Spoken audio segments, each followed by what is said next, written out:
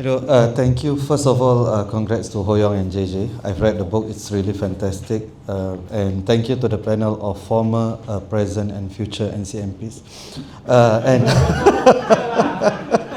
So I have one comment and a couple of questions. So the comment is, I don't think proportional representation is necessarily a panacea because voting behavior may change based on proportional representation. And so if the system is changed, voter behavior may change and they may be less willing to throw a vote against the PAP.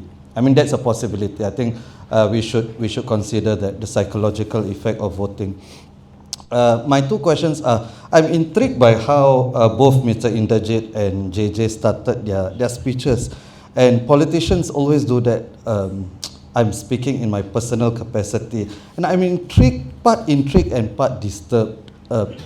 Because, first of all, people listen to you because you are politicians, right? Or at least a large part of it. But I'm intrigued or disturbed because what does that tell us? Is our party so intolerant of diverse voices that every time you have to give that disclaimer? So maybe you can speak a little to that. And second is the question on NCMPs being irrelevant or it should be phased out. In 2020, the PAP campaigned on NCMPs. You don't need to vote for the opposition because NCMPs. But Singaporeans clearly rejected that. So why not just keep it? And if Singaporeans vote 12, vote 12. If not, they'll still be there. Or don't you trust Singaporeans enough? Singaporeans have shown in 2020 that they are still going to vote for the opposition. Thank you.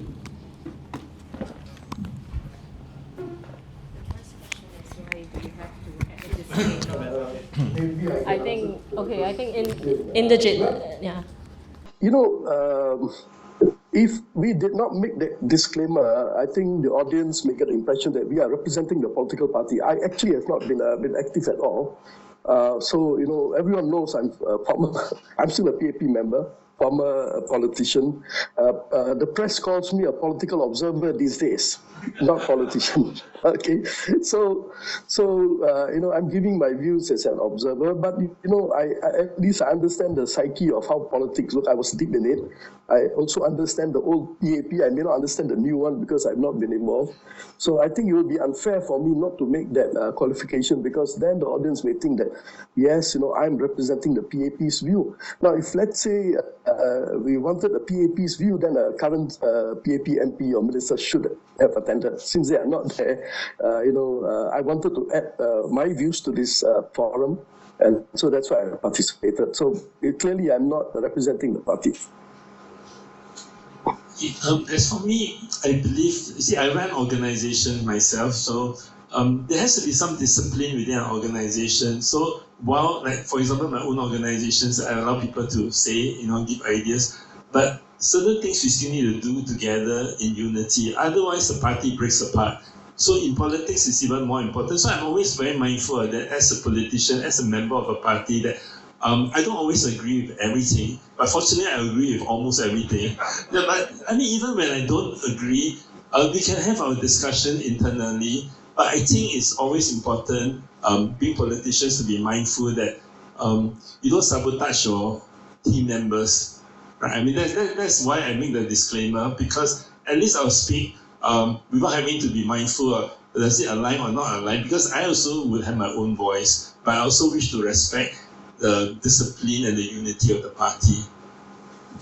Thank you. No, I think as a journalist, I kind of stand with Walid on that, and that was something I was thinking as well. And I think sitting among the different panelists, like, it's very hard to ignore everyone's political stripes. It's just whether they are a darker shade or a lighter shade, or whether they make that disclaimer. Are there any other questions? Can I answer the second? Sure, no problem. So, you know, in 2020, you said the PAP campaigned on NCMPs. But remember, in 2020, there were no rallies. You know, it was held in the middle of a pandemic. You know, we couldn't gather together. Was it 8 people or 5 people? Or I think it changed from day to day, right? So I think, again, this brings us back to this whole issue. If you really want to debate the NCMP, then, you know, bring us back to the conditions as they were in 1959.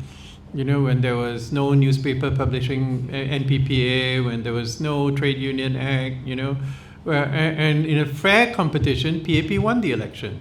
And there's a good chance they may win the election again. I just don't know why they're so insecure about it.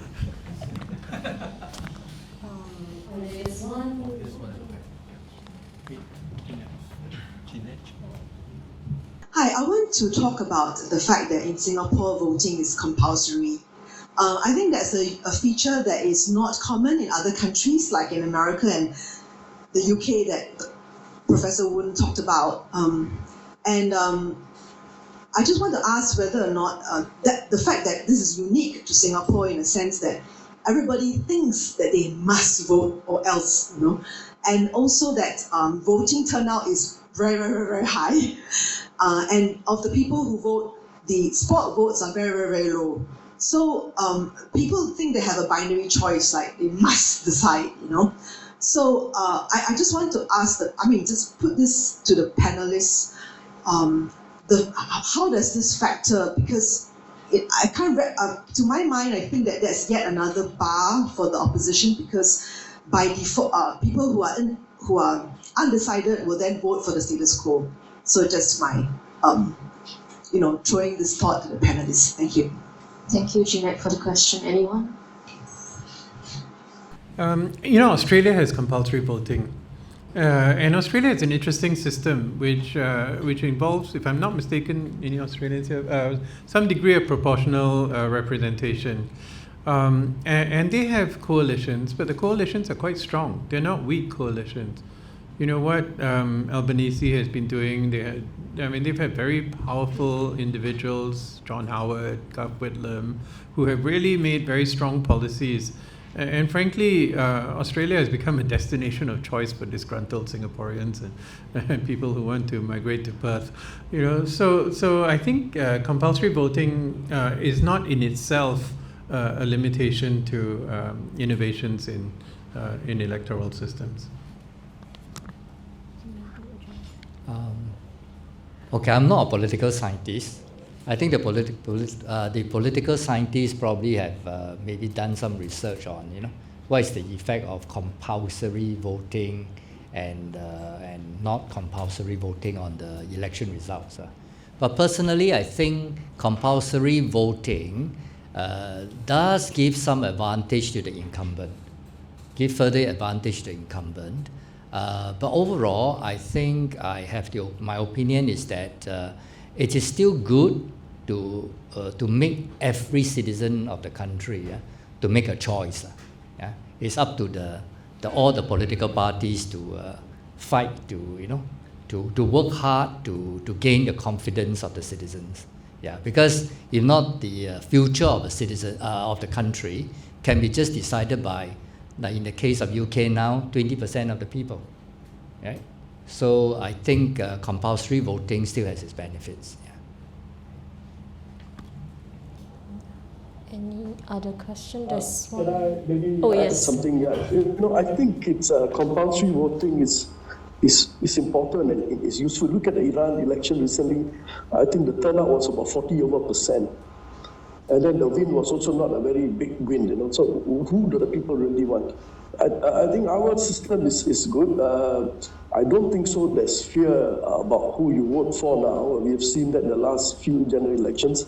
I live in Marine Parade and we had good PAP candidates and yet they did not score that high. And I think people are willing to vote for the people that they feel are right for them or they would like to vote for. So I think we should not be worrying about the fear factor, and the compulsory voting is very useful. One question. Thank you very much for the session this evening. I found it very interesting. It was good to know about the hopes expressed that by the opposition parties that there will be no need for NCMP in the next election. So my question to the different parties would be, what do you think for your party would be the best likely scenario in the next election? And what do you think would be the more plausible outcome in the next election for your party? Just now you shared your hopes, right? So it'd be interesting to hear your hopes in terms of the best likely scenario and a more plausible scenario. I won't ask for the worst case scenario. Thank you. Thank you. Since it's a question directed at all four of the panelists, do keep your response short. And maybe over to Man Wai first, who is currently still serving his NCMP term. And the one who said that, I hope, we will be the last NCMP, right? So I think I have the responsibility to respond to that first. First of all, I must say, have no illusions. Every election is a very, very tough fight for the opposition. And we don't know what will happen in the next election. Really, we don't know what will happen. So what I've expressed is just a hope.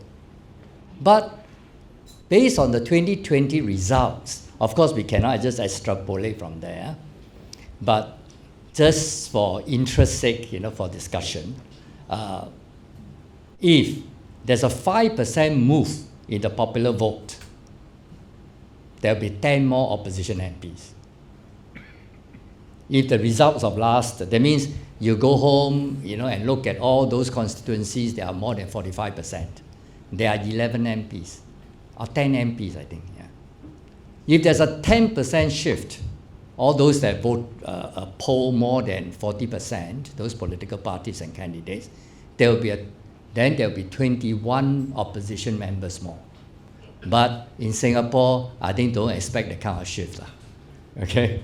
So just for your interest's sake and to complete the answer to your question, but I think the bottom line is that every election is a big uphill battle for the opposition. We really don't know. We don't know how the boundaries will be drawn. We don't know what more policies they are going to come up with, how many more free shuttle buses they are going to give to the residents, how many more durian parties they are going to organize. We really don't know.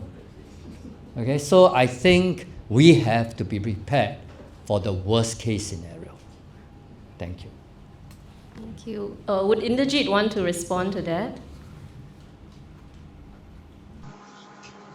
I think Man Wai has mentioned that, yes, don't take it for granted. We never know what the outcome is going to be, so keep the NCMP scheme intact. For the PAP, I think this is going to be a very important GE. It's a leadership transition, so the mandate is very important, so I'm sure they're going to go all out. And any ruling party, whether it's PAP or not, will also go all out in such a situation to get the support from the electorate for the new leaderships. So I think this is one of the most important. Maybe every 10 to 15 years when we do a leadership transition, that will become important also. But to gain a mandate, they will go all out, and I think we already are seeing them stepping up the activities, and we can expect a lot more until the GE. A lot more during parties. To be honest, I have no idea. Okay, I think the reality is that this is a totally unpredictable election. It's the first time there's an election where a minister is being charged in court, and we do not know the outcome as yet. We have had a situation within the ruling party where there has been a transition of power, and the Assistant Secretary General is not the DPM. So there are many imponderables, and I don't want to speculate, but there are a few things that are constant. One is that the PAP will come up with some other deviant way of keeping us under control. That is pretty sure. And I think our job is to try and find out what it is. A lot of us thought it was going to be FICA. And then to our great shock, the first person under FICA was this business person, and the second person was NTUC. I mean, my eyes popped out when I saw that. So that just tells me they've got something really sneaky behind their back. So we got to start thinking about that, because if they use POFMA the way they did, the way they're going to use FICA is going to be mind-blowing. So that's the first constant. And the second constant, and this is the reason why I think a lot of people are coming to us, and we had a meeting just recently in the SDP, and someone pointed out that actually, even the PAP thinks that the SDP social media is pretty good. So this is the second constant, and this is the lesson of regional elections. You know how Prabowo was transformed from a ruthless military general into a cuddly grandfather. thanks to TikTok. So I think that is the second reality that we cannot run away from, which gives us a little bit of hope. Okay, for me, earlier I mentioned that there's some template shown how the opposition can make progress, and it has made progress. However, I also want to add that there's still a very, very uphill task for the opposition, and it is, given the unlevel playing field. And I think I'm the best person to say how difficult it is, because I've already lost 3 times.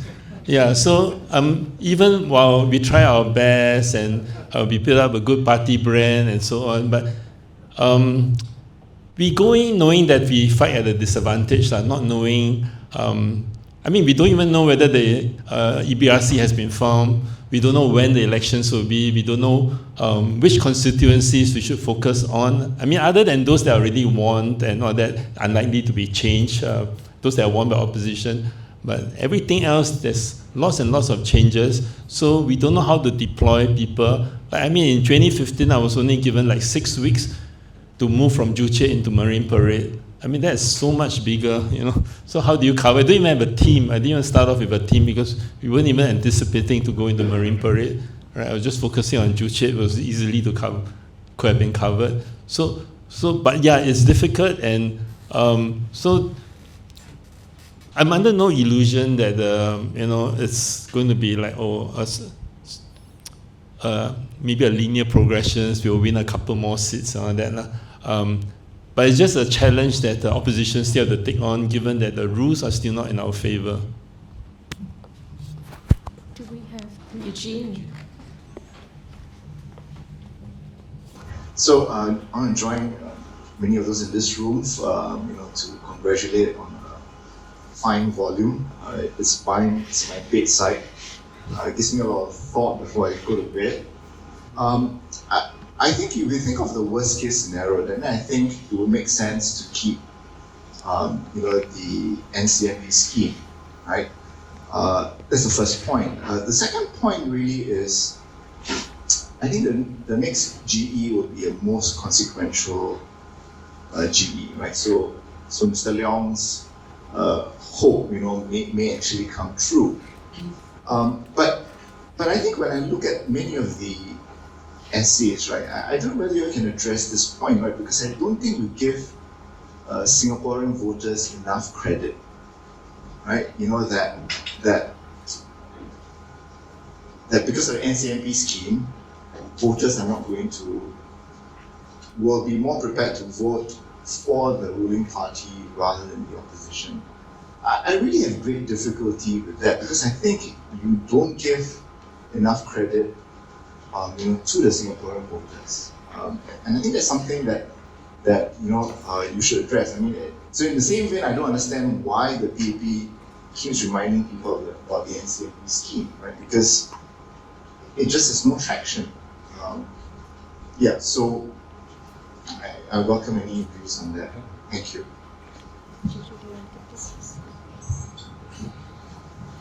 Hoe Yeong can also join in if you want. Yeah. So for me, I did say in the book that in my interaction with residents, I don't feel that, of course, nobody asks about the scheme. It only comes in as something that's after elections, then people will think about it, who will fill up the spot. Yeah.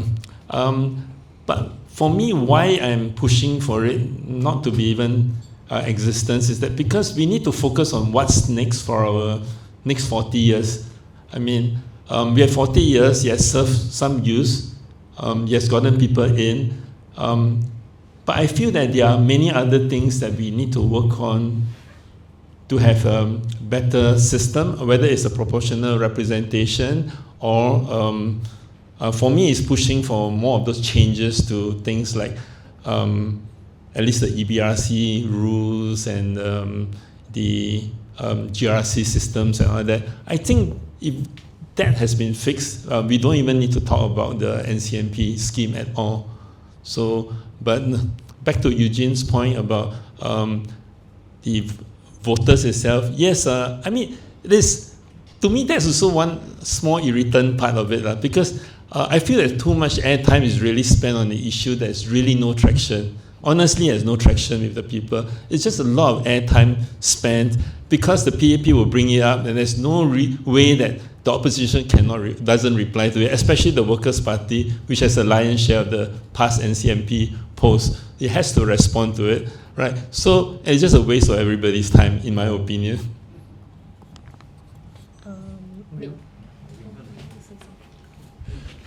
Eugene, thanks very much. I think in our interviews with politicians, academics, observers, in our own experiences too with voters, yes, it doesn't register in the minds of voters when they mark that X on the ballot paper.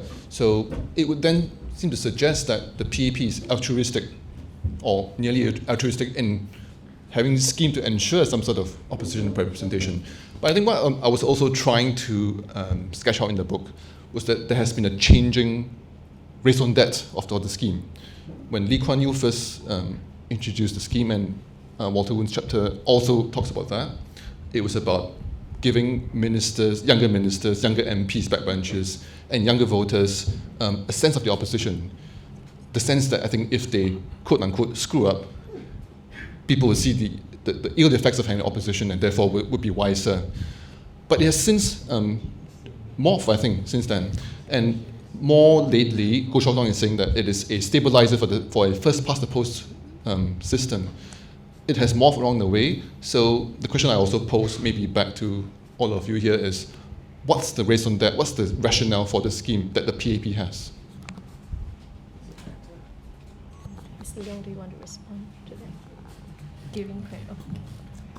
I mean, I think within certain circles, you see, like, I do hang around with people in the establishment and the university, and they always come to me quietly and say, oh yeah, you're doing a good job. We need one or two outspoken people in Parliament. And for them, the idea of having an NCMP is a good thing. So it does resonate with them.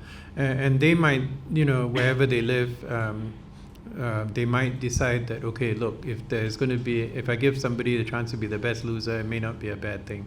But I agree with you. I think for the bulk of the population, it's got no traction at all. But for a certain group, which actually are people who the PAP leadership probably talks to and play golf with, and I do hang out with some, that this does have some traction. I think we have time for about one or two more last questions, if we can. Are there any more? Okay.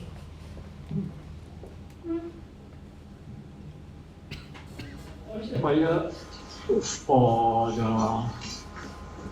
regarding mental illness, especially the younger population, is more prevalent. More and more people, proportion of younger people are having mental illness. I noticed that, like Dr. Tambyah said, we use Panadol to pacify the comfort, to mitigate the effects of mental illness and not tackling the underlying cause of mental illness of more and more younger people, especially having mental illness. I noticed that, my personal point of view, all the MPs, not a single MP, tackled the underlying issue, all provided Panadol. Is it the system, our culture, our middle generation and the older generation, we cultivated the culture and the upbringing that brought the younger people to this state? We are the ones that caused this. So how are we going to tackle the underlying issue? Like I said, not a single MP. I think 40 MPs talk about mental illness, none tackle the underlying issue. All talk about Panadol. So I want to ask the present MPs and those candidates, how are we going to tackle the underlying issue and reverse the trend of having more and more people having mental illness? I guess one way to maybe tackle and reframe the question is also, when we're looking at issues, single issues like mental health, even climate change, and just looking at very broadly the tackling of issues and diversity of voices in the Parliament. I wonder if maybe Dr. Tambyah, if you want to address this, how do we make sure that happens in Parliament decades down the road? Yeah, I mean, I hear what you're saying, but and I think, you know, in the context of today's discussion, I agree entirely with what Wai Mun has said, is that you really need different voices. You need voices of people who have different backgrounds, who have different environments, who don't all come through the scholar, senior civil servant track. And then when you have these different voices, you are going to, because you're representing different constituencies, you're representing people who have family members with mental illness, who have mental illness themselves, and many other issues. So basically the whole point is diversity. And you know, like I mentioned earlier on when I started my talk, you know, we tend to view polarization as a very bad thing. But on the other hand, uniformity is also a very bad thing. And so it's got to be a diversity of views. There's no one solution to that, but we have to find the solution together. And the only way to do it is to look at it from different lenses. Thank you so much. Let's take that conversation offline, and I think with that, I really wanted to thank all the panelists, the speakers, Professor Walter Woon and Inderjit, whom we have with us online and who have, you know, took time to join us despite being quite busy with your schedule. I think the question from Eugene just now, when he reminded us about, you know, voter psyche and whether we giving the voters enough credit, is a strong reminder that, you know, when we started this conversation, we probably didn't expect to arrive at, you know, like a clear answer on what do we do with this NCMP scheme. But I hope that when we ask, you know, what's next for the scheme, especially when the scheme involves, you know, political actors at play, we still remember that, you know, at the heart of this debate, we're thinking about, you know, the people of Singapore, voters in Singapore, and having them in mind and at the center of this debate, and, you know, what's best for Singapore and what's best for voters in Singapore. And with that, I end today's dialogue and conversation, and feel free to hang around. And really also wanted to thank the book bar space. I think we mentioned the venue, and this is unexpectedly very cozy and precious for us, for Book Bar to have us here. And thank you so much, everyone. So let us again give a round of applause to the moderator and the panelists for giving us such an engaging discussion. I'd like to request the panelists to stay in front for a group photo. So Hoe Yeong, kindly join them as you take a quick